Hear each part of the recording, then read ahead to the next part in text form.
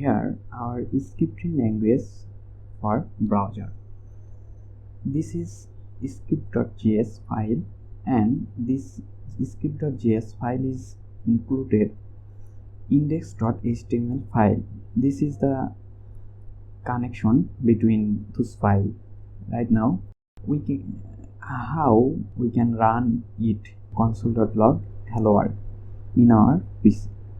So first of all, we have to need this address copy, and then we are going to our browser and paste here. Then this is the official Node.js. JavaScript is usually associated with web development, but by installing Node.js, you can run JavaScript code outside of the browser, which is essential for backend development and full-stack application. Let's dive in. First, let's head over to the official Node.js website at nodejs.org. Here you will see two versions, the LTS version and the latest version. I recommended the LTS long-term support versions for most users. As it's more stable, go ahead and click on the green download button. Once the download is complete, open the installer.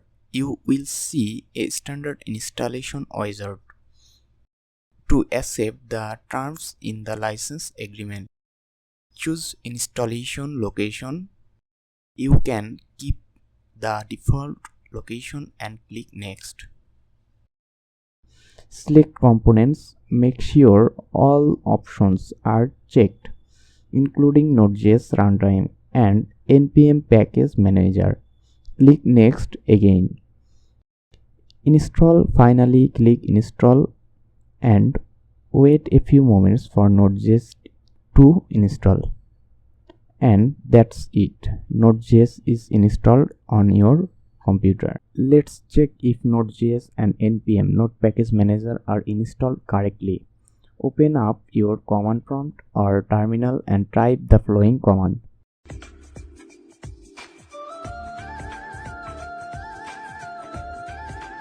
Node or node/v. This command checks the version of Node.js installed. If everything went well, you should see the version number printed. For example, here I see version v.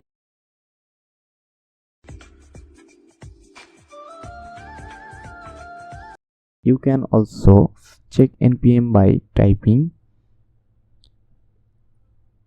npm space -b, and there we go. You should see a version number for npm as well.